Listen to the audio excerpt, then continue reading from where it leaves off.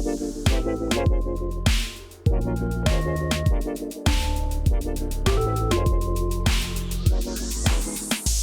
what's up, everybody? Welcome back to the Pet Peeves Podcast, episode number 41. Welcome to the podcast. Comedian, very funny comedian, somebody I recently got to roast battle, Rebecca Rush. Rebecca, how's it going? Hey, I'm good. Cool. Yeah, I just roast battled her, what was that, like 2 months ago? And that was the first time we had ever spoken, pretty sure, right? It's so hard to tell when that was. It's so hard to tell when anything was. Yeah, it was a while back. So we've been trying to get this recorded, but there's been one technical hiccup after another, or some stupid drama. I think one night the carbon monoxide detector started going off in the middle of the night, and my wife thought all our pets were going to die. Anybody that knows anything about carbon monoxide poisoning, that it's odorless and tasteless and like you can't see the gas, and when the detector starts going off, it's pretty scary. But we live in an apartment where there's nothing burning. There's no gas. There's no coal. There's nothing burning that would release carbon monoxide. So those detectors are really detecting for a huge carbon monoxide leak that could possibly be from the water heater that's in the building. But then everybody's alarm would be going off and everybody would be dead. So I just didn't worry. But, better safe than sorry. We got that taken care of. But we had to postpone the podcast. And now here we are. I don't know. That was like a month ago. We're way more into Rona now. Way more into it. How's the corona been affecting you? I mean, much like everyone, I weirdly got a better writing gig. I write articles about recovery, and somebody hooked me up with this place that pays double what the last place I was writing for. And then these people found me on Instagram, like another recovery thing, and they're paying me to do these Zoom panels about addiction. That's awesome. So I've been doing okay. I mean, there are some weeks where I made more doing like the shows that at the beginning. The Zoom money has definitely slowed down, but when people were more excited about Zoom comedy, I put my show online. I was making money off that, and then I was making money off the shows that I was doing. And a lot of them I'd worked with these people before. Those shows didn't pay in real life, so that was that's awesome. You guys found a way. Yeah. Yeah, I think that the enthusiasm is interesting. Originally, there was a lot of Zoom enthusiasm, and then it waned out. And me too. I'm really tired of being on Zoom, extremely. Even though we're doing this on Zoom right now, thank you. It's getting old. I'm just like tired of being in front of a computer, honestly.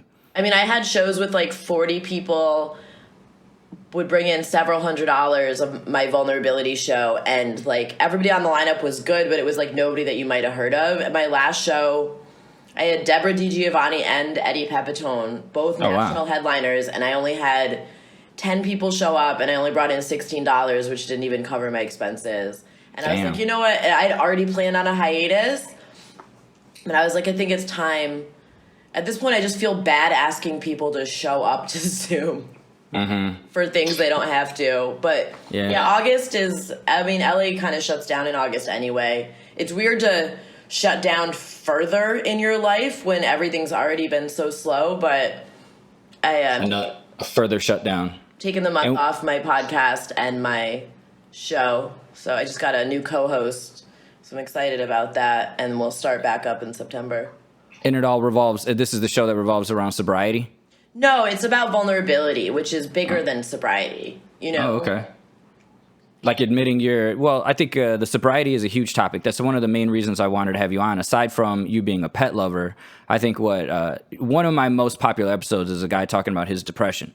And I think that that's just a topic that I wouldn't have predicted is extremely useful for people, especially people that think they're tuning into a podcast about comedy or pets. Then they catch a glimpse of other, larger topics, like you said, being vulnerable.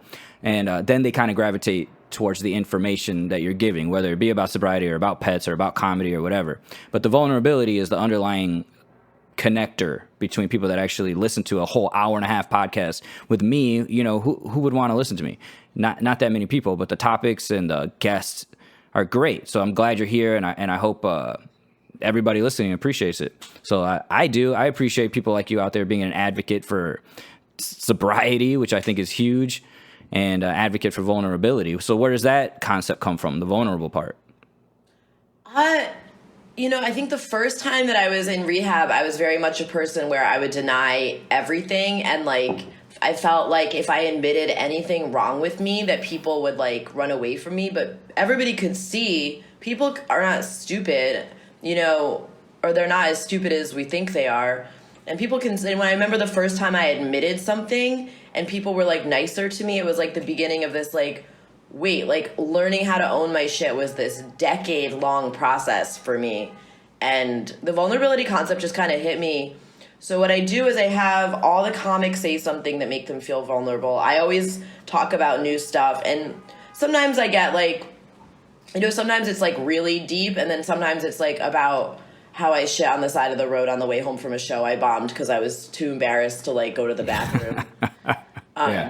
You know, because the bathroom was like next to the stage. I bombed so hard. My cousins came to see me in Costa Mesa. I bombed so hard that the guy after me got on stage and said, "Don't worry, I'm not sober."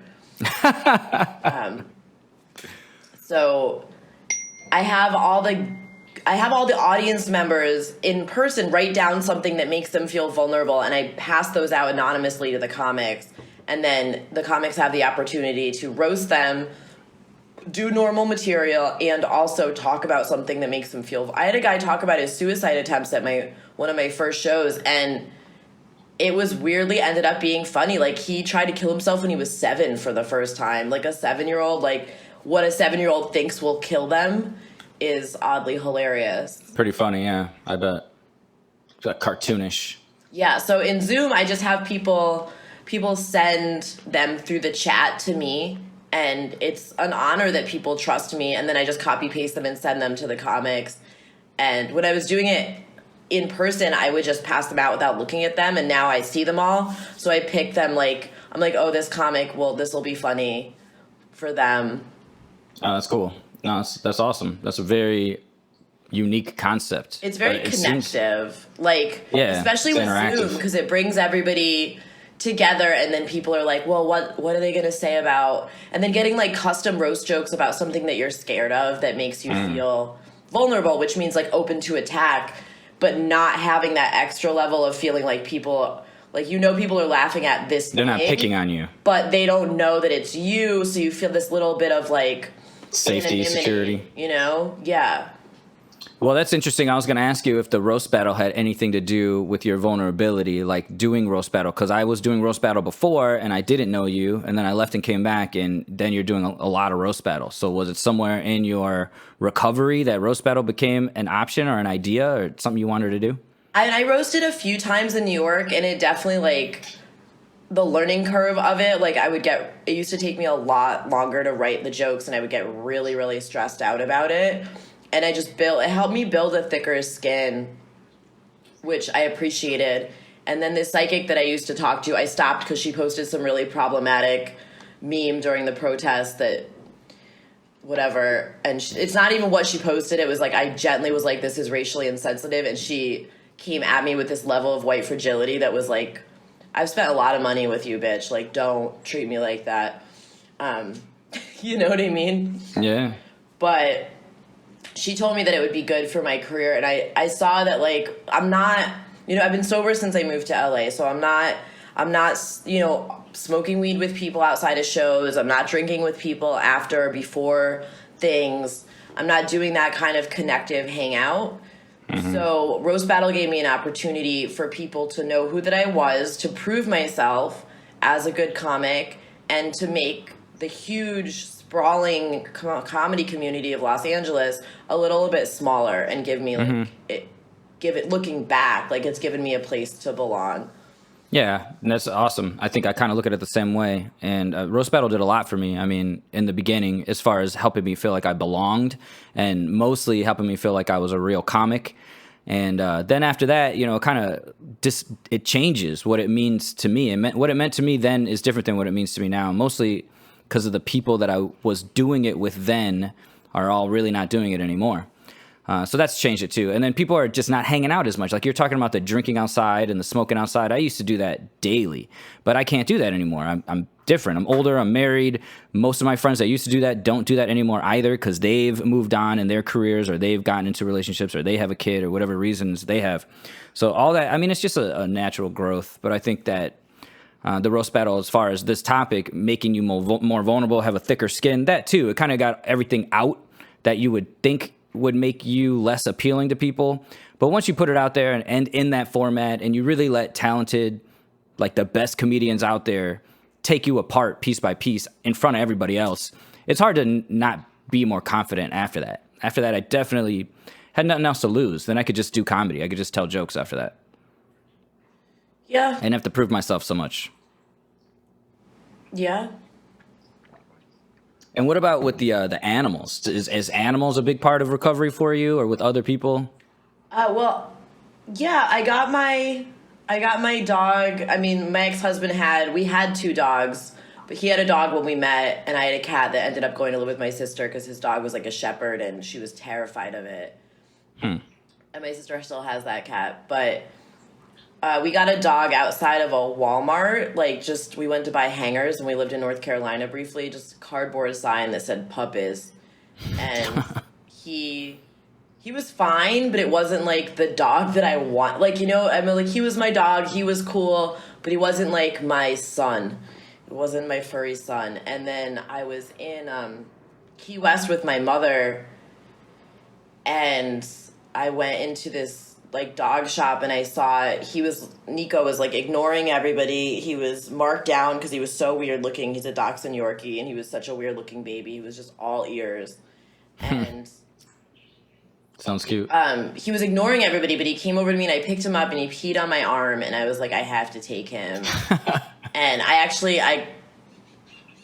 my husband had just bought he made a lot of money, but he spent more. He grew up really poor, and he was an addict, and he had that kind of mentality of well, someone's going to take it away from me, so I should just spend it all the second I get it. And things were always stressful in that realm. So he had put a deposit down on another car, like a Corvette, and then told me I have to take it because I put a deposit down, which is not a real thing. Mm-mm. So I put a deposit down. That had just happened. And I got drunk that night and went into our car garage and opened the doors and left them open so in the morning the car wouldn't start. And I was like, haha, not such a great car. But I put a deposit down on Nico, and then I called him, and I was like, I'm getting this dog. And he was like, you can't have another dog. You have a dog. And I had this minute where I was like, I'm going to have this dog longer than I am married to you. And I put Nico on 2 different credit cards because I didn't even have enough room on one. And then later declared bankruptcy, so he was free. Wow. Beat the system. And then we were strung out on coke, and I was drinking every day, and Xanax and Percocet, everything that goes along with daily cocaine use. Damn. And it's I couldn't. He likes to lick your face, and I'd be like, oh no, and I'd always be cleaning the floor because I'd be like, oh no, did some coke fall out of my nose? And the dog's in there. I'd put them in another room, and or we'd be out partying for overnight, and I would just be fuck. I thought my ex-husband was very abusive, and I kind of thought I deserve this, and I don't know how to live on my own. But I'd look at this innocent little puppy, and I'd be like, he doesn't deserve this. So within 6 months of getting him, I went to rehab, and wow. And then came back, got him, moved into sober living with him. I mean, I relapsed, and then we moved home. So by the time he was a year old, I had left my husband and been through rehab. Wow. And I probably would have died there if I hadn't gotten him. Yeah, that just consistent. Is it just that you had something to worry about, or somebody he was so innocent, so I could project my own I like that innocence onto him. I really hated myself. I was raised to hate myself. My mother is very mentally ill, and she kind of took it out at us. So, and I had a lot of trauma. So I just when kids are treated badly, they think it's about them because they don't think it's about. They don't know any better. Well, we're dependent on our caregivers. That's what our species is. So you can't your brain can't handle knowing how unsafe you are. So you just assume it's your fault, and then you if I just do better or do this, I can make this better because if it's your fault, you have control over it. Right. So I just for so many years, my life was just trying. I was such a fuck up still, and I was just trying to make my life better on behalf of the dog, which a boyfriend called me out for. He's like, you don't even want to live with me. He's like, you're just trying to get a secure house for your dog. And I was like, maybe I am, but I was able to project my own innocence onto the dog and like keep making my life better for him until I started to love myself enough. I'd say like 3-4 years ago I got onto that journey. Well, that's proper. I think that makes more sense to me than the opposite, when people are not willing to sacrifice their own comforts for their pet and their pet is obviously suffering. I don't understand that mentality. I understand yours. You see your pet not as happy as it could be, so you want to make some changes for it because you feel responsible because it has no control. I mean, that's why I like helping animals. I believe, and it's hard for me to articulate, but I like helping animals because they can't help themselves. And I feel like a lot of other people that say they want to help animals, they're doing it for the wrong reasons, or they're not clear in their reasons why they like to do it. Because, a lot of people that work in animal medicine or veterinary medicine are very, closed-minded. They have these, closed-minded views of what animal welfare is or what caring for an animal means, but they're only used to what they're doing and where they're from and what they've seen and what they were taught. So unless you've seen everything, done it all, been all over, you got to be more open-minded about how people treat their pets, whether they want to treat it like a baby or whether the dog sleeps outside. Like, I really can't judge people for how they take care of their pet. I can just try to help. And another topic before I forget, because I always forget things I want to talk about, is you brought up in one of your posts recently about getting a purebred cat. And that's something that I thought is... Go ahead. Did you hear him? Is that your dog? He has a dog-friendly hotel, so he's 7 pounds, and he's got to protect me. No, that's awesome. Is that the Dachshund? What was it? You said he's a Dachshund Jack Russell or Yorkie? Dachshund Yorkie. He's Dachshund Yorkie. So tiny. Okay, you got it. Thank you. Good job. My dog's a Dachshund Rat Terrier, and she's the best dog. I think the Dachshund is a great breed. Great breed. Oh, you did such a good job. The protector.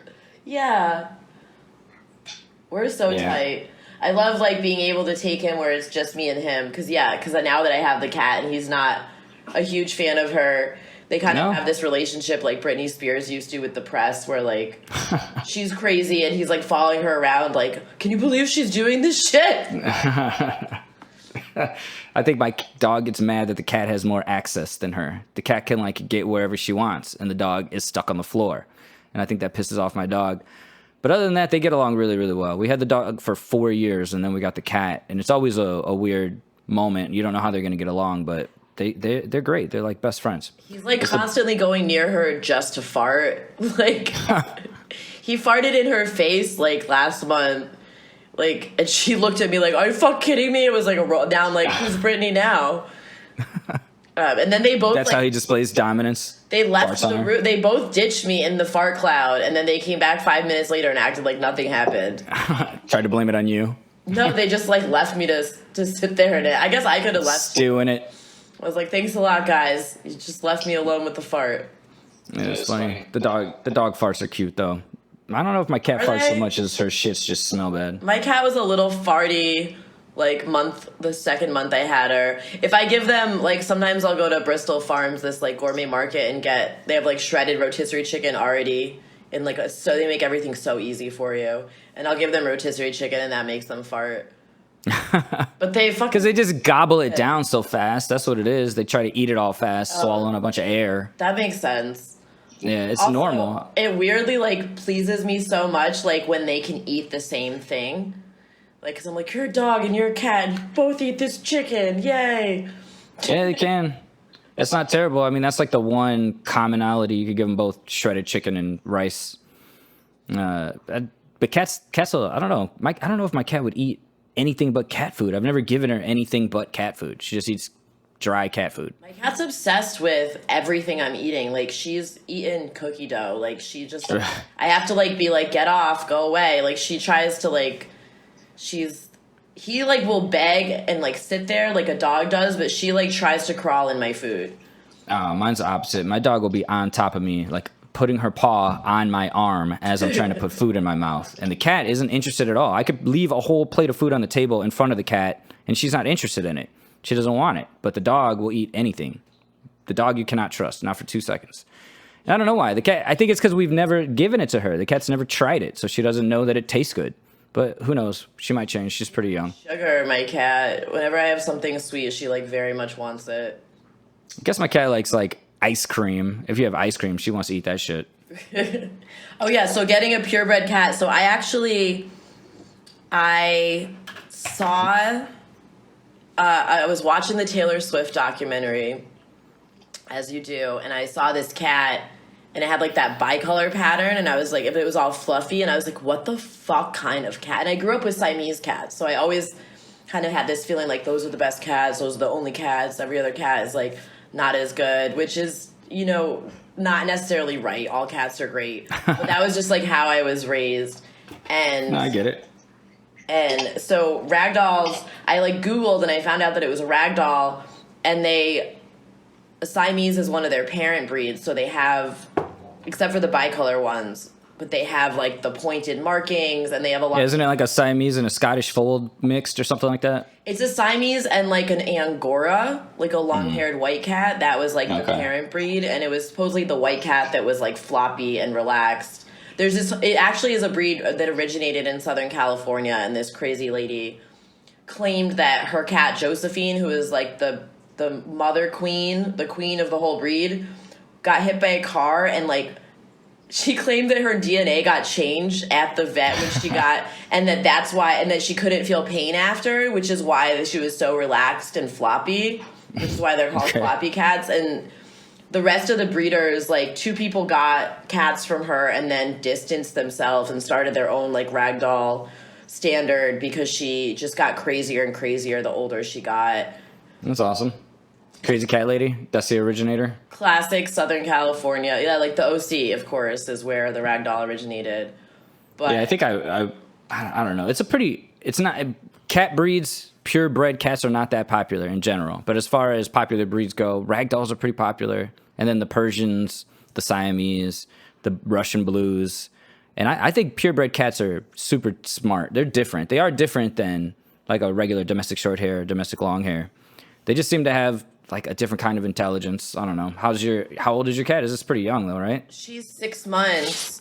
She's going to be 6 months in a few days. So in order to mitigate, and well, the thing is, cats are so easy to come by for free. They're just everywhere.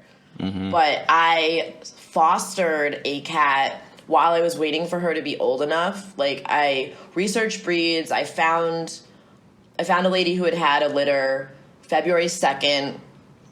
And they were like a month old, and she had kittens like that weren't. Her queen had a huge litter, 9 kittens. So she still had a few left, and she had like 3 left. She sent me videos of all of them. I picked out the one, I thought I wanted a certain color pattern, and then I just picked out the one that looked like she had the best personality. And I'm like, oh, I don't give a fuck about, I thought I gave it, and I'm like, I don't care what it, like mittens, no mitten, whatever, like it's fine. Like, give me that one who enjoys playing with a toy the most. So I'm part of LA Underground Cat Network and several cat groups on Facebook. We should talk about cat groups on Facebook, because those are an endless source of drama and entertainment. So I fostered a Siamese cat for a month, and he now has a forever home, a flame point that was found outside of a Denny's in a field in Bakersfield. And he did not like us very much. He peed on my bed. He would like hide behind the toilet all the time, and I'm like, you know, I've also spent as an alcoholic a lot of time lying next to a toilet, like not a good place to be. But he has a forever home now, and with a family that understands that he needs a lot of patience. And he did start to like come out and like look around. Like, he mostly lived in my closet, and he would get mad at me when I went into my closet to get my own shit. But it's like, who knows what he'd been through, you know? Yeah. So I felt like that mitigated the fact that I was buying a purebred cat and not taking a cat out of his shelter, that I did help. And I feel like maybe everybody should do that. If you're going to get a purebred cat, you know, usually you're not going to be able to take the cat home right away. So while you're waiting for the cat, foster another cat, help them get a forever home, and then you feel better about what you're doing. Yeah, I think there is like a balancing act. Like, you should help out the animal community. If you say you're an animal lover, then you should be doing something for the animal community at large. You know, it's just how I feel. But like, if you're going to buy a purebred cat or a purebred dog, either way, as long as you're doing the research, you're getting it from a real breeder, and you're not helping the backyard breeder problem. Like you said, there's free cats everywhere because there's so many cats in shelters. Like, you ever been to a shelter? It's wall-to-wall cat and Chihuahua and Pitbull. It's just the saddest shit, but it's mostly cats stuck there. So the only thing I have a problem with is people buying cats that are not from proper breeders. You know, they're paying $200 for something somebody's calling a Siamese, and I'm like, dude, there are no proper breeders out there selling purebred Siamese cats for $200. That does not exist. No, they're gonna be like $1,500 easy. Yeah, I tell anybody, if you're not spending like $2,000 on a purebred animal, it is not purebred. I don't care what it looks like. I don't care what certifications they show you. I don't care if you think you know, they are lying. They bring in fake parents, they bring in fake documentation, they bring in fake pictures, and they just lie their asses off. And people don't know. People just don't even know. They don't know that a purebred cat or dog is not fucking cheap. You're not going to get it for $500, $700, $800. Like, oh, I got a deal. And like, no, you bought somebody's problem. You bought somebody's genetically predisposed to cancer animal. And, these conversations are great for people to hear. I don't care if people buy purebreds. I don't care. I used to think there was something wrong with it. But in general, like, as long as you're taking care of your pet and it doesn't end up in a shelter is all I care about. Like, I just hate the shelter system. I just think it's fucked that people are out there still paying for animals, like at PetSmart or at, like you said, in front of a Walgreens, when there's all these animals in the shelter, unless they're getting them from the shelters, which is a good system too. Like, you foster from a shelter and then people adopt from the shelter. But it's never going to go away. It's never going to go away. I don't know what to do about this problem. Spay and neuter your pet, I guess. Yeah. Oh, that's the last time I talked to you. You got your cat spayed. How did that go?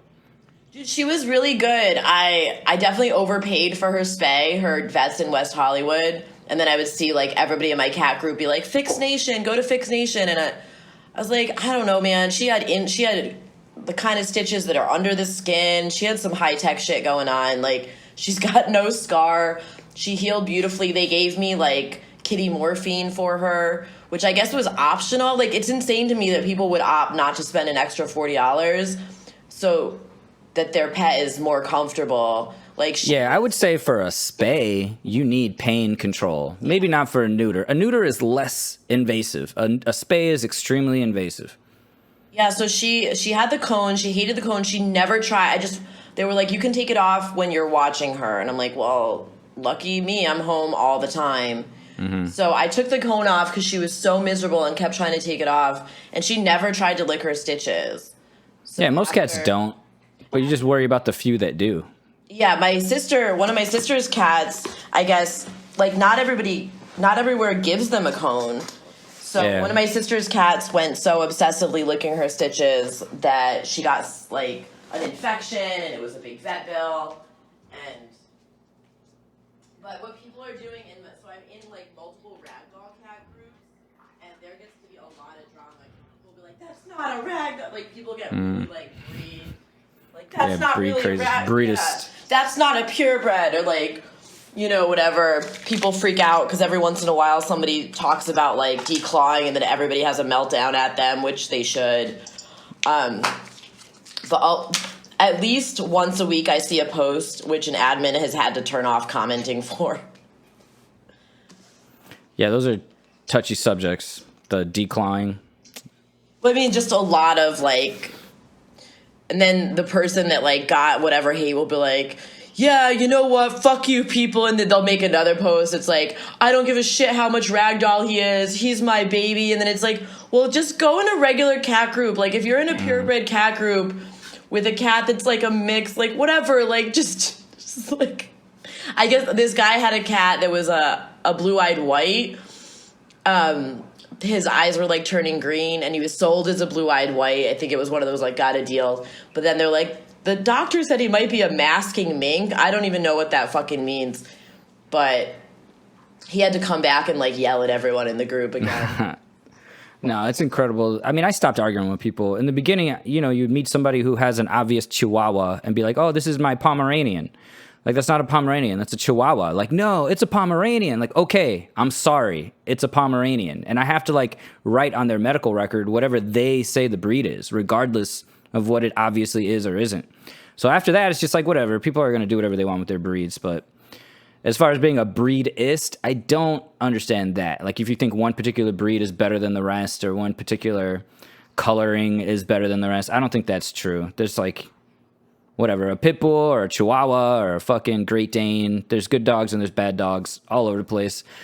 And they all need homes. They all need homes. Or let them out. Let them out on the street. That's my other idea. Just no more shelters. Just let them out. Yeah, like how it is. Like, have you ever been to like Costa Rica or any like Yeah, like every third world country where the dogs are like, this guy explained it to me, this tour guide guy there, and he's like, well, they're taken care of by like the whole community. Like, these dogs aren't skinny, at least, especially not in Costa Rica.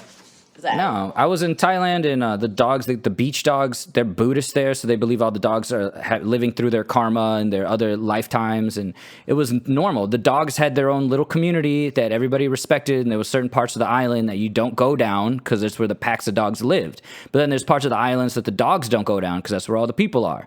So it's like just this symbiotic community where I'm sure the dogs are helping with local pests and local wildlife. And yeah, sure, some dogs cause problems, but so do some people. And I didn't see a problem with that because they don't have doggy jails, where there's just thousands of animals living in a cage. And people don't understand. You really think a cat living on the street that gets hit by a car, but it lived on the street for 5-6 years is not better than a cat that lived in a cage for 15 years? Like, you think the 15 years in a cage is more humane than the cat who lived on the street and maybe died at 6 years old because it got hit by a car or eaten by a coyote?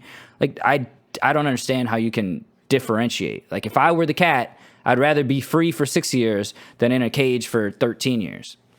I briefly worked for this woman in Brooklyn who was like, my dogs were rescued from the streets of Costa Rica. And then I went to Costa Rica and I was like, those dogs are better off than in your stupid apartment in Brooklyn. Yep. Like, are you kidding me? Like, yeah, and that's hard to argue with people too, because every once in a while, if you're a tourist and you go to one of these third world countries and you see the dog in the gutter or you see the dog with his leg hanging off, like, yeah, that's one dog. Like, there's thousands or hundreds of them, and it's just like everything else. You can't help them all. You can't help them all. But the shelter system is just not working. And people that love animals, you need to go volunteer at the shelter or adopt or something. And like, we want to foster. I think like what you did, fostering, is probably the best way to go about it because it's non-committal. But like my building manager, like, I don't know if I could just bring animals in here. I live in an apartment. They might have a problem with that. It's also what's cool about fostering. And I think when Emma gets a little older, I probably will start fostering again. I just want to, like, I feel like she deserves to have, like, her babyhood and have all the attention. But is that it's not a financial commitment. Like, right. When I fostered, they provided food for me. They provided medical care. Like, yeah, you don't have to worry about medical care. If they need something, the rescue is going to take care of it. And that was great because I made a deposit on Emma, and then the world fell apart. And, like, my income changed, and I debated whether or not I was going to pick her up, because I was like, do I have another $1,000? Like, would it be better for me financially to lose $500? But, like, I talked to like trusted friends, and I was like, yeah, I'm going to do it. And you know what? My rent is still paid and everything has worked out. So I'm glad I still got her, but it was a debate. It's also really funny with the breeds is that, so I picked Emma, but there was one of her sisters was 2,000 because they were show quality, and there's show quality and pet quality, and I cannot figure, she's so cute. I can't figure out what about her made her not show quality. I think her mittens are like on an angle. Maybe they need to be perfectly straight. But I think it's cuter that she's got the little slant mittens. Yeah, the things that make your animal more unique to me are cuter than if it looks like all the other dogs. They do very much look a lot alike. People always think Nico is a Chihuahua. I'll get him again. And I used to get mad at people when I saw him. I saw his little face when he popped up. He didn't look like a Chihuahua. A lot of people think he is, and I used to get, like, mad at them, and I used to correct them, like, in the dog park in New York and Washington Square. And then I finally just stopped, like, and then one night I was out walking, and I saw a Chihuahua in, like, the window of a van, and I was like, they stole my dog. And after that, I never gave anybody shit. You can see why they think that. I thought my dog was this Chihuahua in a van, and, like, magically somehow somebody went in my apartment building and stole him and dog napped you in their van while I was walking around the corner to get pizza, like, in those 2 minutes. See, that's why I don't want my dog to look like other dogs. I'm not against purebreds, but when I go to like a shelter and I see all the different dogs, like, I don't know. I think it's cute that they have things about them that no other dog has, like the mixed breeds, the mutts, that they just look totally unique. I think when I grew up like with purebred cats, and my ex-husband had he spent a fuck ton of money on like a purebred German Shepherd with the training and all that shit, and it just never occurred to me until the last like year. I just didn't know about, I don't know why, I just didn't know about rescuing, and from here on out, I don't think I'll ever buy an animal again, like knowing what I know now, but I try not to be too hard on myself for whatever. No, don't be hard on yourself. I mean, you have a pet, you're taking care of your pet, you've prioritized your pet, and I think that's all anybody can ever ask for in the veterinary community. Like, as far as I am concerned, people should spoil their pets. Like, if you got to go one way or the other. Either you're going to neglect your pet or you're going to spoil your pet. There's really no middle ground. Either you're there or you're not. And if you're there, you're going to spoil your pet. If you're not there, you're going to neglect your pet. So you're there, that's great. And as far as spending money on like purebreds and stuff, that's case by case. I mean, the purebreds need home too. It's not like there's not purebred German Shepherds that are locked in cages for their whole lives. That exists too. And as far as breeds go, German Shepherd's an amazing breed if you get the proper breed and you get the training and, you have somebody to groom it and give it the attention and activity that it needs, then it's an amazing breed. But how many people out there getting German Shepherds have any fucking idea of what they're getting themselves into, just as far as training, not to mention grooming, and not to mention the size of the animal? Like, everybody thinks they want to get a big dog, but what happens when your big dog gets hurt or sick? How are you going to get that big animal to the animal hospital in an emergency?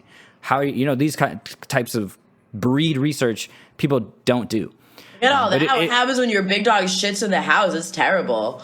Yeah. People don't consider that either. They shit more. They eat more. They fucking are going to cost you more money if you have. Their buttholes are so big. They got giant assholes. They can shit. I mean, because their shits are like, you're like, how the fuck? Dude, my cat shits as big as I do, and she probably weighs 7 pounds. Stop. Yeah, I don't know how they do it either. They just like engorge their colon, I guess. They just pack it down. let those turds get big.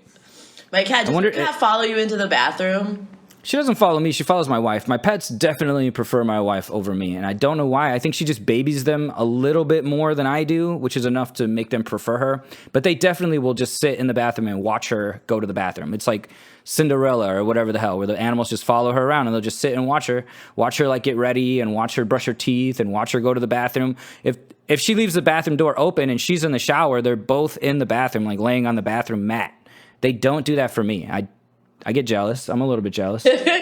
Emma stopped doing it, but the first 2 months I had her, every time I took a shower, she sat on the mat and cried, and I'd have to open the shower door, and then she'd put her paws up on the ledge and like watch me take a shower. She could not handle it.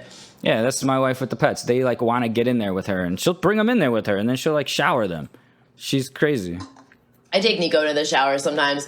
He doesn't love. I learned from, I don't know if you've heard of Justin Silver. He's a New York comic, but he's also like a dog expert, and he had like some dog show. And he's a dog. Is he the guy? Did I see him on like America's Got Talent or something? I saw like a animal expert on one of those contest shows, but I don't know. He's a cool dude. He wrote a book about dogs, but I learned from his book that dogs are not afraid of the bath; they're afraid of the faucet.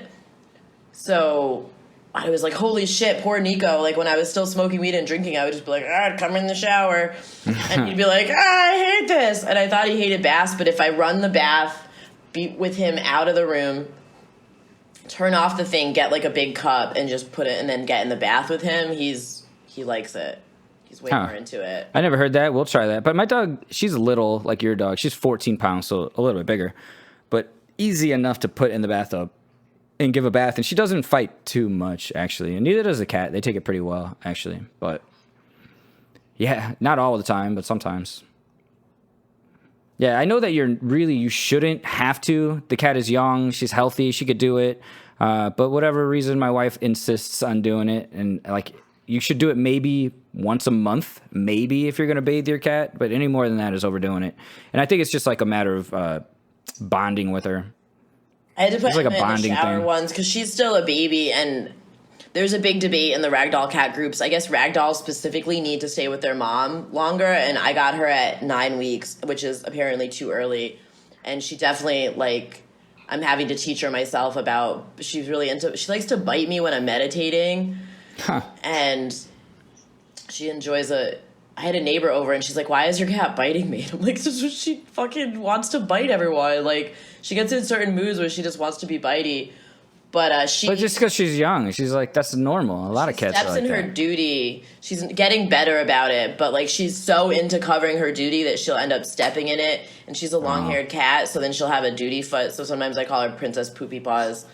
But she got such a bad duty foot one day that I was like, "Girl, you going in the shower." Like, and she was just like so not thrilled about it, but she was fucking covered in duty.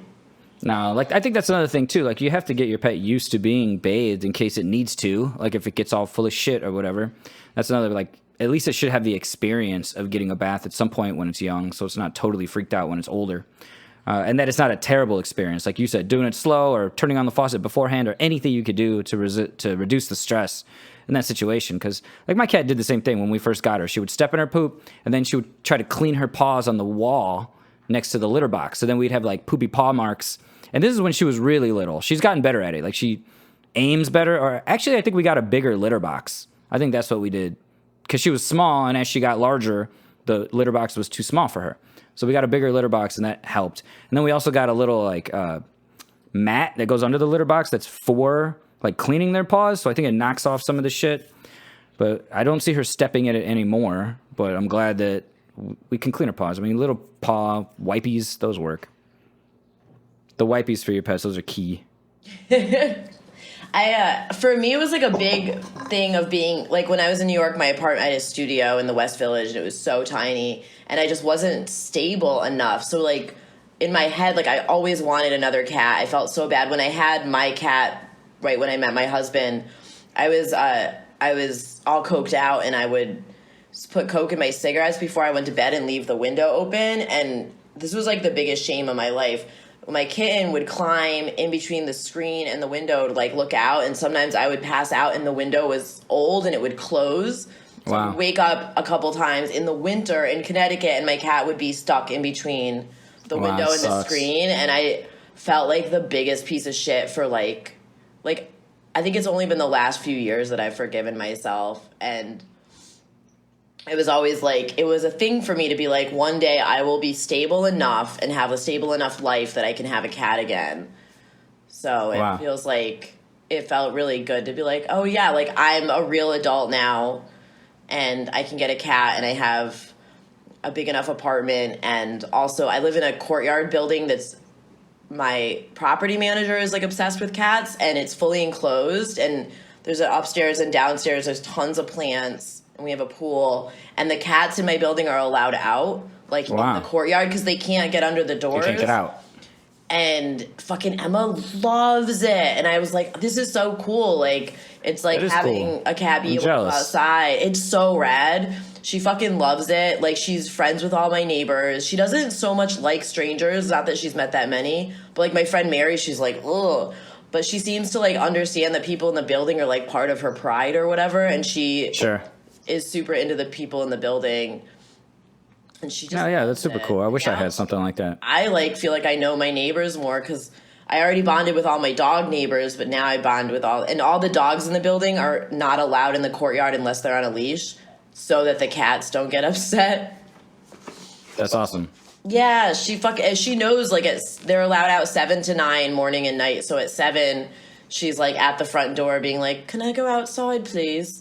No, that's so cool. I feel bad because we take my dog out with us everywhere we go, but the cat can't really. We got one of those cat book bags. You know what I'm talking about? I'm gonna get one of those. We have one of those, and it's cool, but we can only take her out in it when it's not hot out. If it's hot out, we know she's gonna bake in there. So we only take her out at nighttime. How long can you really be out there? They don't have water. They don't have a way to go to the bathroom. No, not very long, like 20 minutes. You know, within 20 minutes of her being in the backpack, I start to feel sorry for her. So I wish it was like I was taking her somewhere with the backpack, like somewhere cat friendly. Like we'll take her to the park with us every once in a while and like keep her on a harness, and that works pretty good. But it's definitely not like the dog. The dog gets to go wherever she wants. We take the dog with us on the airplane. We take the dog with us when we go hiking. We take the dog with us when we go on a road trip, and the cat just is stuck at home. I feel like it's helpful to know comics because you always, in terms of like taking the dog on the road and leaving the cat, because you always know a comic in like a shitty living situation and that is like thrilled to be able to have Cat sit. a 1-bedroom apartment to themselves for a few days. You have no idea. I just had Tony Bartoloni. Do you know who that is? I've heard the name. So Tony is essentially homeless, and he's one of my best friends, and he and I known each other for a long time, and he stayed here to take care of my pets while my wife and I went to Texas. I told you we were in El Paso recently for her birthday, and he stayed here, and of course this is like the best living situation he has, is to stay in my place, 1 bedroom, and take care of my bearded dragon and my cat, my dog, and my fish. But it is nice to have comedians that would love a place to stay, and I paid him too, so he had like all the perks. He got some money, he got to hang out, he got to make friends with my pets that are pretty awesome pets, so he's kind of privileged in that. Then he got full refrigerator privileges and all that shit, and I'm happy to do that for him as long as my pets are alive when I come home, and he doesn't try to replace them. He leaves when you get home and doesn't like, okay, I live here now. No, he knows that's not an option. That's definitely not an option. But he just moved in somewhere. Good for you, Tony, if you're listening. Tony just moved in with Isaac Hirsch. Do you know who that is? Another comedian? Also have heard the name, but I don't know who he is. Yeah, so good luck for you guys. You know, they're moving in with like a comedian house. I think there's like several comedians living in a house together. I always pay, and somebody was like, oh, like everybody I know, like they just have friends. And I'm like, yeah, but I want to be able to require a certain level of care for my animal. And I don't feel entitled to that unless I'm paying somebody. Absolutely. No, that's so I can make requests. That means I can call you and tell you to do something, and you're going to do it. And also, like you said, the level. There's different level of care when you're being paid versus not being paid if it's not your pet. And that's for sure, unless he volunteered to do it, which he did not. I called him and asked him. You know what I mean?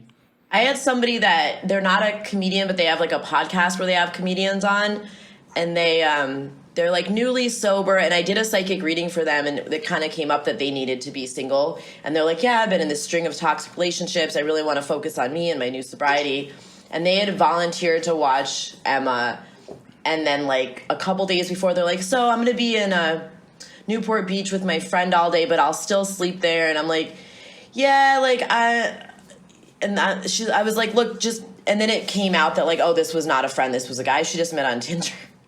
And she was like, well, I know you don't want a stranger in your house. And I'm like, I would rather have a stranger in my house than have my kid. Than no one there. Yeah. Who's cats are independent, but she is a baby. She's a baby that I got during coronavirus. She's never been alone more than a few hours. Like, she doesn't know that life. She does not know what to do with herself. Mm-hmm. And she was like, okay, he'll come here. And then, like, she changed it again. She's like, yeah, so I'm going to be doing this, and I'm going to be looking for a house in Long Beach. But, like, I'll still sleep there. And I was like, yeah, girl, like, nah. Like, I'm going to find somebody else to watch my pet. Like, no hard feelings, but, like, sometimes you're just like, oh, we clearly have different opinions about what animal care is. What isn't. And, like... Yeah, man. It sucks that you got to teach that to people or have that conversation with somebody. Like, I had another friend watching my pet, and I was like, yeah, can you go feed them in the morning? Like, I feed them around 7 a.m., and then they're going in and feeding them at 10 noon, and I'm like, that is not the same thing. Like, we already have a different opinion. Like, you think it's no big deal that my pet didn't eat for 12 hours, and like, I understand that they'll be fine, the pet will be fine, I understand all that, but that's not what we agreed on. And your casuality of that big time difference lets me know that we are not on the same page on what is proper pet care. I have a story about my building. So there's this guy, Casey, and he's like the only one in the building who like parties. Like, you'd see like people coming out of his apartment, like creeping down the catwalk to like, and you're like, to smoke a cigarette, and they're like, they hear a noise and they're like, oh, and you're like, oh, they're on coke. Like, and he'd always have his door, but they actually changed the rules on how much cats used to be allowed out 24/7 in the courtyard, but because Casey's cats were out 24/7, they changed the rules. And they were also like peeing in the so he left for Canada the day the borders closed to be with some woman he met online that he'd never met before in life. And he had taken me to a Grateful Dead concert, and he knew I was sober, and he told me the concert started at like 4 or something. And on the drive there, he had to stop at a dispensary, and like he could have done that already. And then we get there, and it was freezing. I didn't bring a coat because I thought the concert started in the afternoon. No, he wanted to pregame. No, we left at like 1 p.m. He wanted to pregame for like 6-7 hours and get wasted. And I ended up leaving after the first set. I magically found some sober people with these like one show at a time pins. And I was like, thank fucking God. But it was so stressful. So I already kind of knew Casey sucked. But he left, and then he like called me, and he was like, my friend is coming to stay with the cats while I'm in Canada. I don't know how long I'll be gone. Can you feed them and like clean their and scoop the litter box? He won't be here for a few days. So I was like, sure, whatever. The litter box was it was like he hadn't cleaned it in months. And he had like a diaper genie, which a lot of my friends with cats have. But when I went to put the poop in the diaper genie, it like exploded. It was full. Yes. And I felt so bad for these cats. They were so fucking hungry. Like I was bringing them over. I didn't have Emma yet. I just had the foster. So I was bringing them over toys and catnip and all the shit that I had gotten for my cat. And he's like, they only need to eat once a day. And I was like, do they? And he's like, they're in training. I'm like, training for what? To be neglected? Like, to be starved? Yeah. So his friend decided not to come. He was like, of course, why would anybody want to be in LA when they live outside of LA? You know, nobody wants to be in a city when they could be not in a city right now. Especially not in March when we were like super freaked out. Mm-hmm. And so he started like, he was like, well, you'll have to take care of them. And I was like, whoa, like I have a dog. I have a foster. I'm getting another cat in a month. Like I can't be responsible for 5 animals, especially not like his cat's dutied a lot. And there's 5 of them. That's a lot of duty. And so I looked up online what like the cheapest rate I could find to feed one cat, and he had 2, and I charged him less than that. I asked him for $75 a week, I think, or 100 or something, which is like nothing, right? And he was like giving me shit. He sent me like $50, and then I was like, is this like forever? Like, you know, we need to like, and then I was like, look, I'm going over there to play with them, and like I'm doing this, like, and he's like, well, they don't need any of that. They don't even need to eat every day. He was like, they don't need toys, they don't need catnip, they don't need to be played with. And I was like... Yeah, contrary to that, yes, they do. Cats should eat many times a day, many small meals. So I was like, I don't feel comfortable. And he was just like blowing up my WhatsApp. And I was like, look, I'm not going to be part of you neglecting your cats. Like, he's like, look, it's not a big deal. Just feed them like once a day or so, you know, scoop some poops. I don't know what the big deal is. I can pay you like $50 a week. Like, it kept going down. And he's like, I can't afford it. I'm like, maybe you couldn't afford, like, this is, like, stop making your problems my problems. Right. And then it ended up that, like, nobody likes Casey, so his mother had to come pick up the cats. And then he's, like, texting me, telling me I need to help his mother get the cats from under the bed. So I'm like, whatever. And then I have to carry, and he's like, you have to carry the litter for my mom downstairs. And I'm just like, damn. Dude, like... whatever. And then the mom's shaming me about it. She's like, it's a shame they couldn't stay home. Like, too bad you could, I don't know why you couldn't take care. She's like giving me shit about it as I'm helping her. Annoyed. And then one of my neighbors was like, oh man. And I guess the reason, because I'm the newest one, or I was the newest one in the building at that time. So he had exhausted all his other options? Yes, he had burnt all his bridges. And I heard so many stories about what a bad cat dad Crazy Casey is. And he came back just this week married to this woman that he went to Canada for. Shut up. Nope. And so I guess once Casey left his cats in the courtyard, went to Burning Man, called somebody in the building after he was 4 hours away and was like, hey, take care of my cats. Like, not even ask the question. Like, I'm at Burn. And I guess he did that to people all the time. Like, he would leave and then announce to someone that they would be taking care of his cat for free. And then when you say, like, no, I can't do that, it's like, why? It's not a big deal. It keeps telling you how you should. It's not a big deal, yeah. I'm like, yeah, so I guess everybody in the building is just, like, hates him. So he's just going to prey on, there's a new guy in the building. He's probably going to try to befriend him, you know, watch him get wasted at a concert that his cousin paid for, and then try to nab him into caring for his... I don't even think his cat... I think his mom still has his cats. They're sweet cats. You know, it's not the cat's fault. Yeah, it's not the cat's fault. Yeah, I don't blame the cats. But it would be so... The week I fed them, they were just always so hungry. Emma does eat, like, several... I free feed her with kibble. Both my pets are on a grain-free thing. Nico eats something that's like small batch, gently cooked, and it's like beef. And because he was on raw, but he started to get over it. He still sometimes is on raw, but I got him gently cooked. He prefers that, so I get him the grain-free. He won't eat the grain ones, and she's on. I tried to get her on the grain-free, like My Perfect Pet. It's super expensive, but it's like they're small, whatever. And she was not having it. She had no interest in it. She prefers the crappy food her breeder sent her with. But cats are so weird about texture. She will only eat like a pate and kibble. Really? She will not eat anything that's not a pate. But I think my cat, we've given her, like, for her birthday, we got her some, like, canned cat food that was, like, a pate, and she did like that, but she didn't like it as much. Like, we thought she would be all crazy and, like, wolf it down, but she didn't. She kind of licked at it a little bit. She likes her hard, regular cat food. Her, like, what do I get her? I get her, like, a indoor cat, hairball-free type cat food, whatever I can get from the website. I have, like, a vet tech website for cheap cat food, so I just get like the one that they recommend the most, and that's it. That's the one I get, the one that's the most highly recommended. Emma was on IAMS from the breeder, and then I transitioned her off of it, and she's on Wellness Kitten, grain-free now. She enjoys it. Yeah, it's better. That's fine. The grain-free. I mean, it's definitely better. If she wants to refuse the super expensive shit that the dog is on, like, fine with me. Good for you, yeah. But she eats several times a day, and I feed her on the kitchen counter on this one section that's just for her, because the dog will eat her food. Yeah, you saw me looking over like this. This is because I thought I heard the cat eating the dog food. So we have the problem with both. The cat will eat the dog food, and the dog will eat the cat food. So we have to feed them separately and just like portion feed the amount that they'll eat in that moment. And then if they don't finish what's in the bowl, we have to take it away. Otherwise, they'll try to eat each other's food. And just to be like assholes, like they don't, like one will get done eating, be full, and then gravitate over to the other one's bowl just to be an asshole. And they'll like check to see what's in the other one's bowl to see if it's something that they like or want. So it's just like constant struggle. We put the cat food up, but then she still tries to eat the dog food. And then my cat started doing something recently. She's trying to drink the water out of the fish bowls.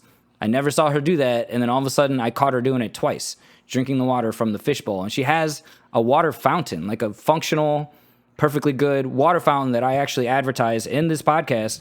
And we have to get to that commercial break. We're about to take our commercial break. You all right with that? A little break? And then we'll wrap up. We actually have been recording for almost an hour now. So we'll just do like a little bit more after this. We got a couple of segments and some questions from the internet. And then we'll sign out.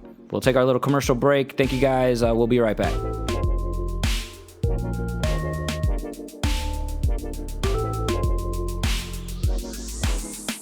What's up, Pet Peeves Podcast listeners? If you or someone you know has a cat and you notice this cat drinking from the bathroom sink or from the bathtub, it's because cats prefer cold, fresh, flowing water. Most people leave a bowl of water on the floor all day, and cats don't like to drink it. This causes a lot of cats to develop kidney diseases later in their life. We'd like to recommend a plug-in automatic water fountain to our listeners. The Purr Power Pet Fountain is perfect for cats or dogs. It has a centralized fountain, which is great because we had one where it was on the side and my cat and dog would make a big mess. The sound of the water flowing will attract them to the fountain and they can drink fresh, flowing water all day. It does come with a filter that needs to be cleaned and changed from time to time, similar to a Brita water filter. Use our Amazon affiliate link in the description to purchase the Purr Power Pet Fountain, and you will help support the Pet Peeves podcast. I recommend this for any pet owner out there who wants to prevent kidney failure and kidney problems in their cat or dog, and for people who just want to get their cats out of the sink and out of the bathtub. Use the Amazon affiliate link in the description and help the Pet Peeves podcast grow. Thank you guys, and let's get back to the episode.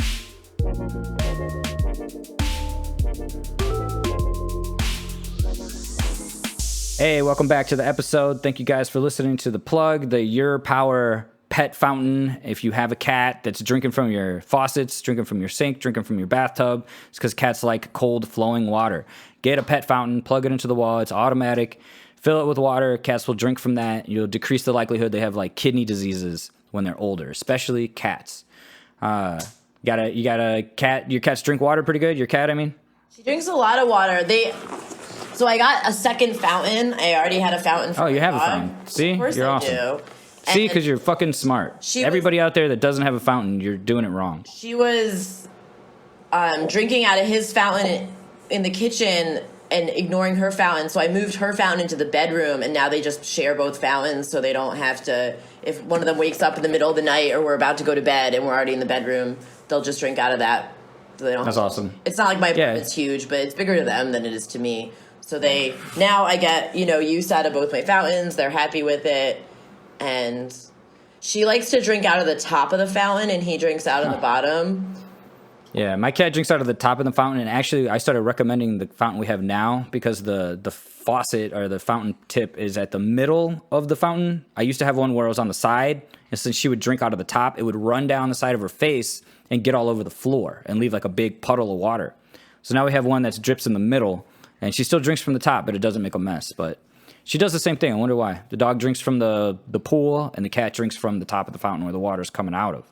Yeah, but when I took her home from getting spayed and she was all high on cat morphine, she kept, like, the whole first night, she kept sticking her paws in the fountain and then getting shocked that the water was wet, like, over and over and over. It was amazing. It's funny. It's like a high person playing with a water fountain. She was just like, what? What the fuck? And she just kept doing it and looking at me like, can you believe this?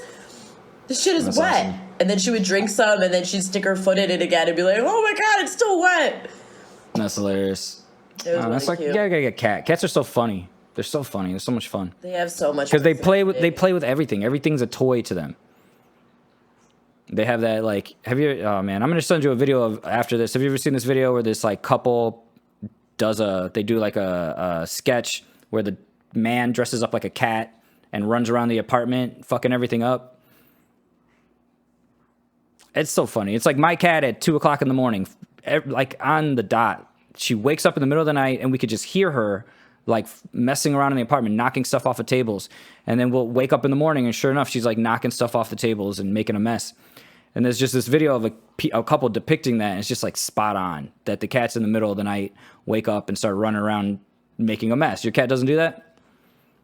Ragdolls are known for being like an incredibly affectionate, some people call them lazy breed. So at first she would like, she thought bedtime was like foot attack time and stuff like that. But at this point, now that I've had her 4 months, she sleeps either on a pillow next to my pillow or now she like creeps closer. So she sleeps next to my head. Like we both woke up with the earthquake the other night together. Like, what the fuck? Sounded like somebody was breaking in, but she likes to sleep when I sleep.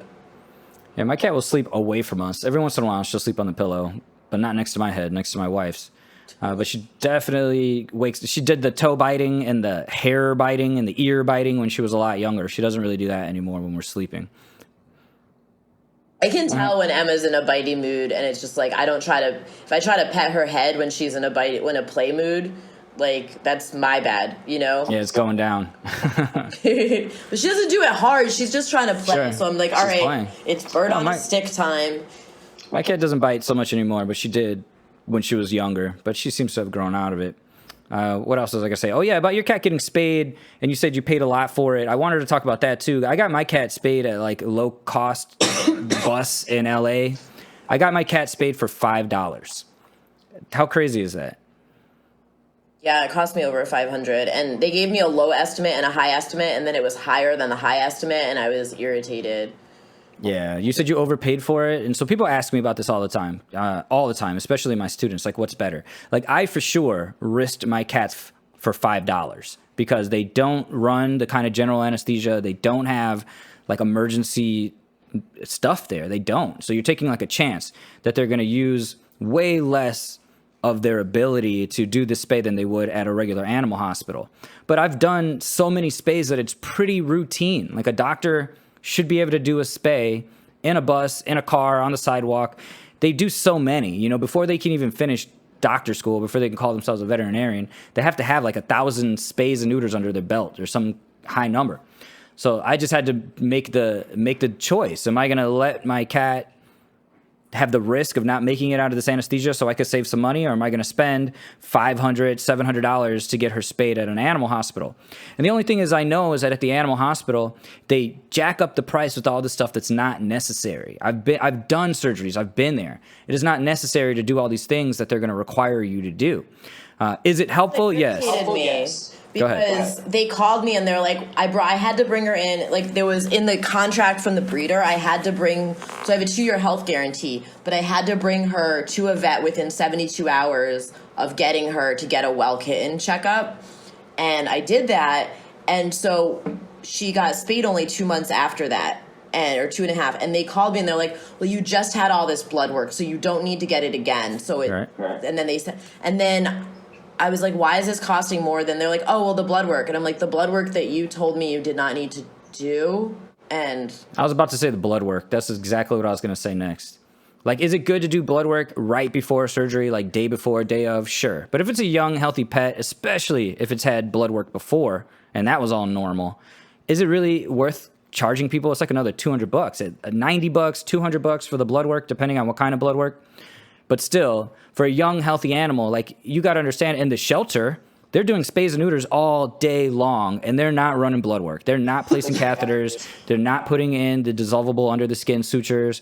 They're doing everything as cheaply as possible. And I've never seen an animal die under anesthesia because of the surgery. Anytime animals die under anesthesia is because the person running the anesthesia made a mistake. Like, every once in a while, you'll have like a real, like, a bad reaction to medicine, or, the dog had some underlying condition that we didn't know about. But 99% of the time when an animal dies under anesthesia is because somebody fucked up the anesthesia, which could happen no matter what. It doesn't matter if you're working in a van or at an animal hospital with the best doctors around. Like, fucking up the anesthesia could just happen. It's just like human error. Woke up suddenly, I guess, out of anesthesia and bit the shit out of the vet. And I was like, well, that's what you get for overcharging her mom. That was, there you go. That was her payback. Like, to the point where they had to tell me about that she bit the shit out of the vet. Good. No, I think it's funny when I see vets get bit and shit because they're all arrogant. Yeah, I'll be like, hey, doctor, this dog's pretty scary. What do you want me to do? And they're like, oh, I'll grab him. I'm like, all right. And then they get bit. I'm like, you really think, like, I'm afraid of a regular animal? No, this dog is, like, differently aggressive. And they get bit. And it's like, okay. Or get scratched by cats. I think it's awesome when it happens. Because it happens to everybody. If you work with animals, you're going to get bit and scratched at some point. It's no big deal. I do appreciate, like, another thing I feel like it's important that you need to pay your pet sitter is that I use Albamani, and I love him. He's a joy. He's a comic, you may know. And he will send me pictures, like, all the time that I don't have to ask for. And, like, That's awesome. I want pictures multiple times a day if I'm away for 4 nights. Hell yeah. Yeah, we have a Furbo, a pet camera, because we want to know what our pets are doing when we're not home. Oh, yeah, my friend has one of those for her dog. Yeah, Tony turned it off within day 1 of pet sitting. He turned it off. She'll be like, oh, she's barking. Why is she barking? And I'm like, huh? Because we're, like, hiking somewhere. Yeah. It's awesome, though. I should start putting the Furbo as a sponsor on this podcast. I talk about it all the time. It's pretty fucking cool. How much are they? I think it was like $160, but it's like a one-time thing. You don't have to pay for the service like you do for some of these other cameras where you could watch on your phone. It's not like a monthly service. It's just an app that comes with the device, and it's a one-time payment, so it's pretty nice. It would be better if it came with, like, 2, right? Because you kind of have to face it at one part of a room, and if the pets aren't there, yeah, that's what I was thinking. Pointless. I'm like, I feel like they spend a lot of time in my bedroom when I'm not around, but I don't know. Right. Because I don't have So with the Furbo, you could talk to them, and you could send them a treat, so they'll come to the camera, and they tend to hang out around it now because they're associating it with treats. But then we got to put, like, a cat or dog friendly treat in there. So I just been putting the cat food in there. The cat food works as a treat for both of them, and they like it. And it's the right size. It's got to be something small that'll shoot out of this little hole. Damn, man, there's so many things that I was going to talk about, and now people started asking questions on Facebook, and I want to get through those because people like that. You mentioned Albamani. He's one of my older friends here in LA, one of the guys I known the longest from the Show Up, Go Up show in the Belly Room and from Roast Battle in the early days, and him just being, a stable, cool dude. Okay, so the questions from Facebook is where I wanted to start back on. So we were talking about Albamani. He's a cool motherfucker. Shout out to Al. He made all my roast battle posters. I don't know if he still does that. He's made some of those for me. He's a good man. I really like him. Heck yeah, man. He's so like what would I say? Just like sincere, I guess is the word I'm looking for. Yeah. Okay, so this is the questions from Facebook from my friend Megan.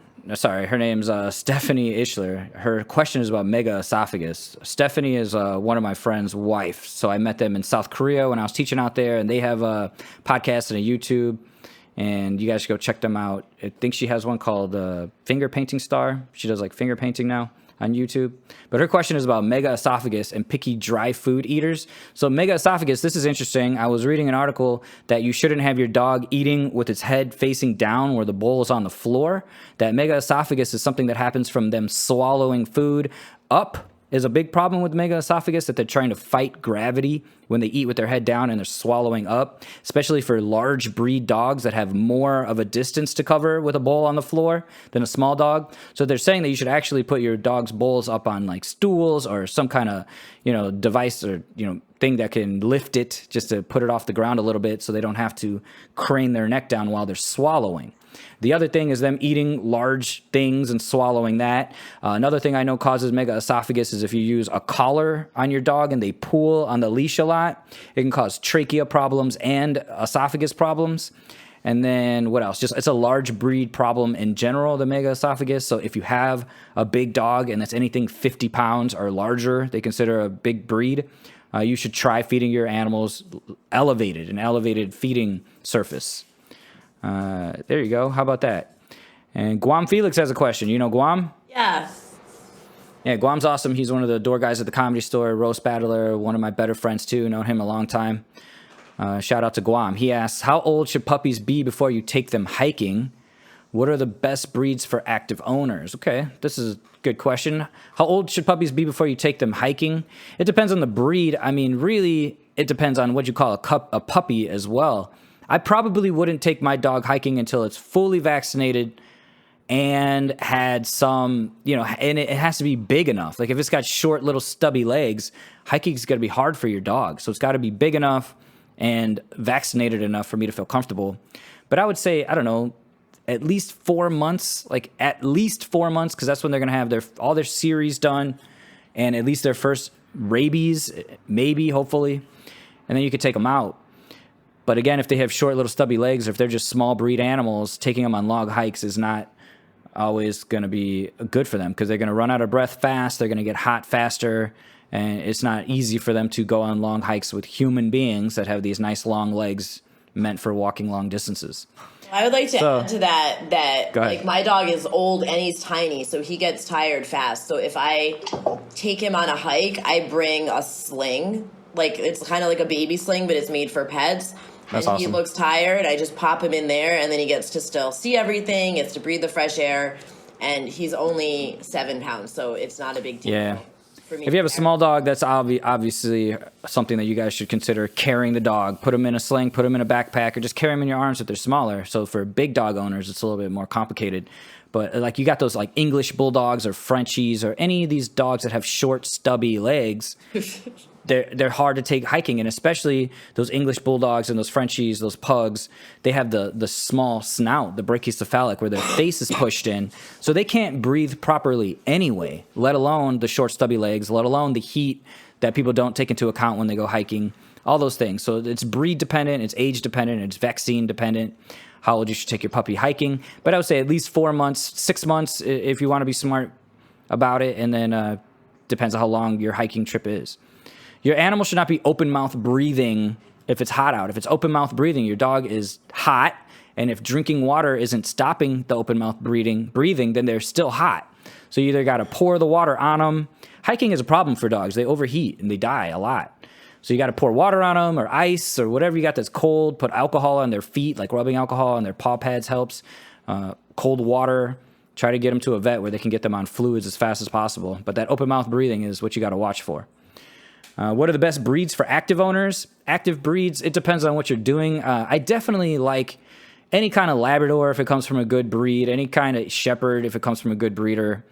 I mean, even my little dog, she's pretty great. She's a Dachshund Rat Terrier mix, and she could be pretty active, but she's little, so I can't take her on too long of hikes. So it depends on what you're doing. But I definitely think active breeds are like the dogs that have working jobs, like the working breeds, anything in that working breed category. Yeah, I mean, labs and retrievers Go ahead. love swimming, and like that's fun for like an active person. Because if you take them on a hike where there's streams and stuff, and they get so excited to go in, and just seeing how happy like a retriever is going in the water is amazing. And then they stay. Yeah, that's their element.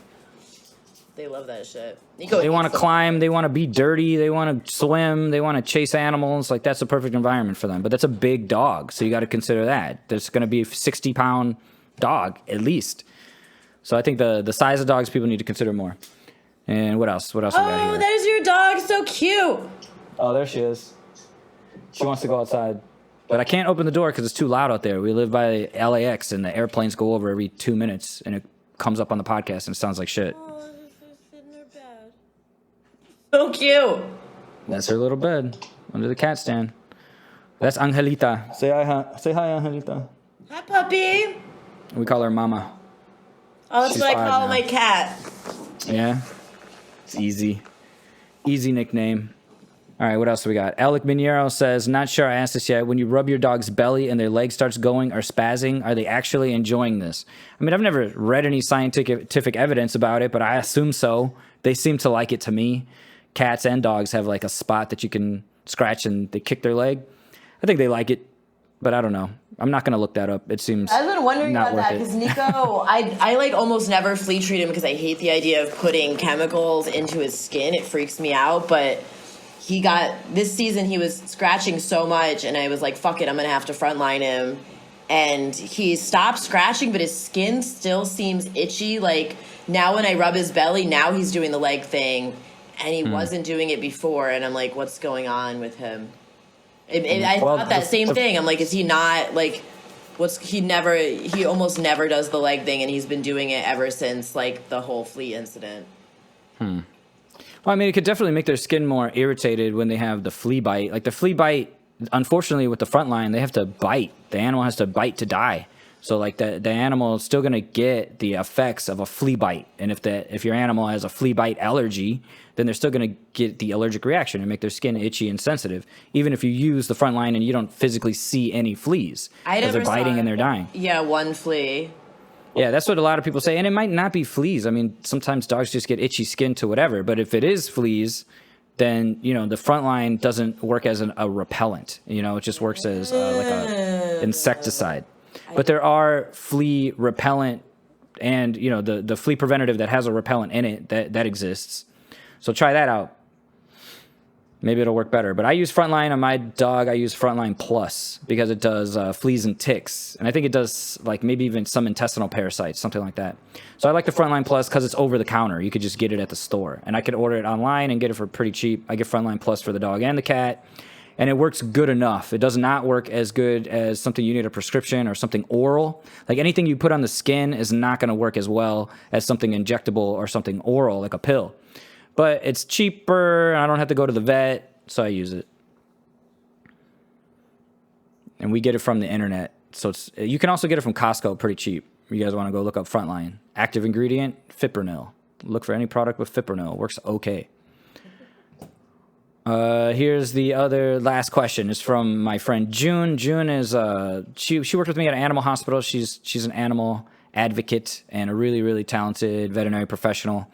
And she asked, why is xylitol dangerous? You know what xylitol is? It's like an artificial sweetener, right?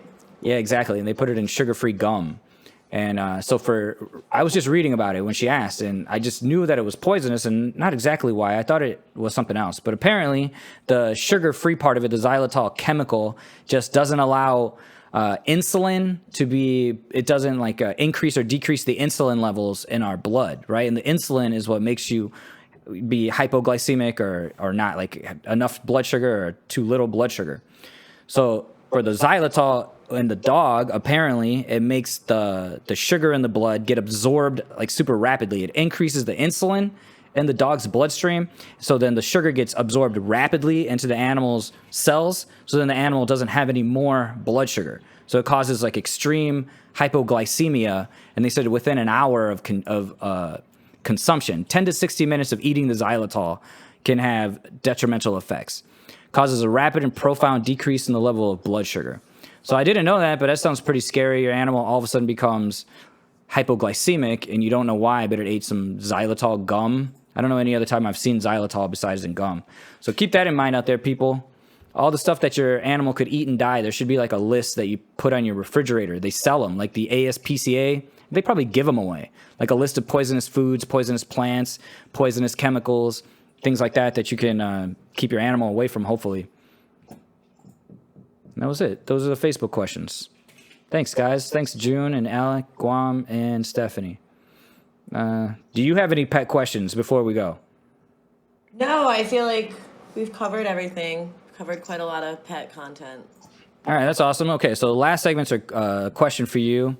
How do you feel about eating animals? Are you a vegan, vegetarian, anything like that? I am a flexitarian, so I eat I don't eat a lot of types of meat, and I eat meat very infrequently. Like, I definitely don't. I eat red meat maybe once a month, every 2 months, and I like pretty much only eat beef. Maybe even less often I'll eat pork. Like every once in a great fucking while I'll have some carnitas, but I eat chicken or turkey maybe a couple times a week, and the majority of my meals are plant-based, and that's how I feel best. I feel good about the reduction of my carbon footprint. Like, I look at it as like a numbers game of like, I do eat some animals, but versus like a normal meat eater, I save like hundreds of animals that I do not eat a year, and that's how my body feels best. And I think,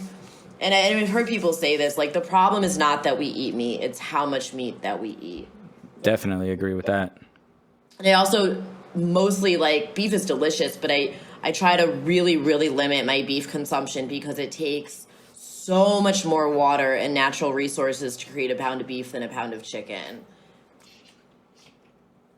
Yeah, I believe it. No, I think your answer is right on par with what I expect from people, just being responsible about it. I mean, I ask this question to every guest. So most people say that they should be more responsible with their meat eating. That means at least being conscious of where their meat comes from, which will, I think, indirectly result in people eating less meat, right? If you're just more conscious about it, you're not just eating meat from everywhere, and you're at least like understanding that it's not even healthy for you to eat a lot of red meat, and you take those things into consideration before you purchase meat, buy meat, or eat meat, you're gonna eat less meat, I think, just as a result.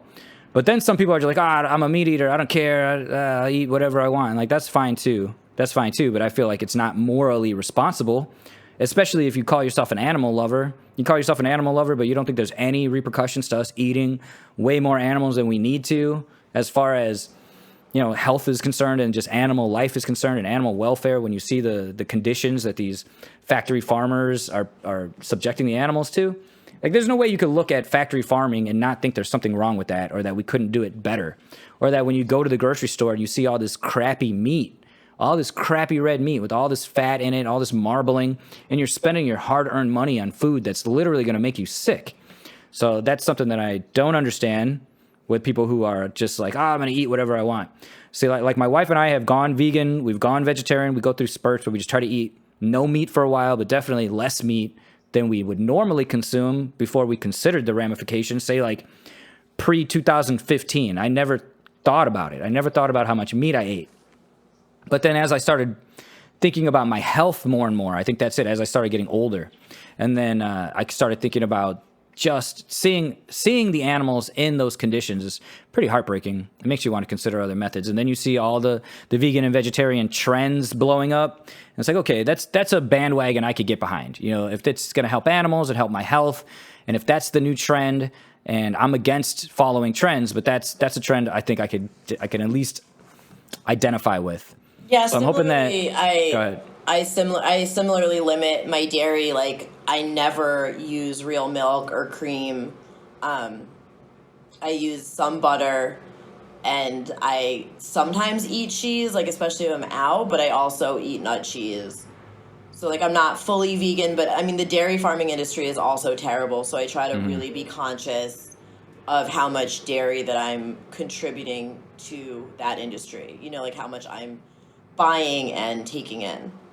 Yeah, no, I'm pretty lucky that I'm pretty lactose intolerant, so I don't eat a lot of cheese or milk or anything like that. But that's lucky for me because I see that dairy industry and it's pretty heartbreaking too. As much as some people try to do it the right way, it's just hard to have a bunch of animals in one place where they're not getting any love or affect. They're just there being used for their resources. And I just don't think that that's what animals were meant for. I just really don't. Like, I used to not have an opinion on it, but I've just worked with so many animals that they definitely have feelings, however you want to describe those feelings or whatever spectrum you want to put those feelings on. There are happy animals and there are depressed animals. Like, you cannot argue that. And based on how you treat them and how you care for them, it has a huge effect on whether they're happy or depressed or living out their normal life. We know what a normal animal is supposed to be like. So when you go to one of those facilities, it's obvious that is not their normal life or habitat or any of that stuff.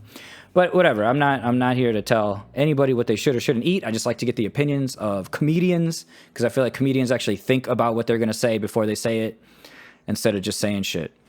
And other than that, did I have any other segments? No, that was it. The eating animals thing. And then do you have anything coming up that you want to plug? Yeah, I have a podcast called Comics Book Club. I interview artists and authors and comedians about books. And I also have a show called The Vulnerability Show that's on Zoom. It'll be back in September. I don't know when this is coming out. And then you just follow me on my socials. I'm Rebecca Rush 639 on Instagram and Twitter. Cool. We'll have all that in the description. You guys could follow Rebecca. Thank you so much for being here. What book do you recommend for the Pet Peeves podcast listeners? It's a book that I read recently and really I read so much. My favorite book that I read this year was My Year of Rest and Relaxation. Okay. My Year of Rest and Relaxation. Check that out. We'll put that in the description. This was fun. Thank you for doing it. I appreciate your time and everything. Thank you guys, everybody, for listening. Me. Oh, you're welcome. Pet Peeves Podcast listeners, you guys are the best. Follow us on Instagram at Pet Peeves Podcast, on Twitter at Pet Peeves Pod. You can follow me, Albert Escobedo, at Albert Escobedo on Instagram or at Albert M. Escobedo on Twitter. Follow the Goon Squad Comedy Podcast. Oh, yeah, that's what I didn't want to forget. Niles Abston. Did you follow him on Twitter? He reminded me today to ask you to follow him back on Twitter. Do you know who Niles is? I mean, I've heard of him, but like that's so weird to me that I would follow somebody because you told me to. I asked him, I was like, dude, you sure you want me to ask her this? And he's like, yes. I'm like, you want me to ask her live on the podcast? He's like, yes. I'm like, all right. That makes me want to do it even less. Yeah, I don't blame you. I'm pretty rebellious by nature, and I'm like, yeah, no, like I don't work for you, Niles. Like, you know? Yeah, well, yeah, Niles, go fuck yourself. That's it. The Pet Peeves Podcast, Goon Squad Podcast.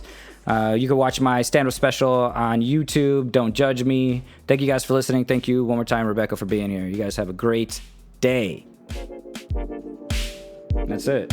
We did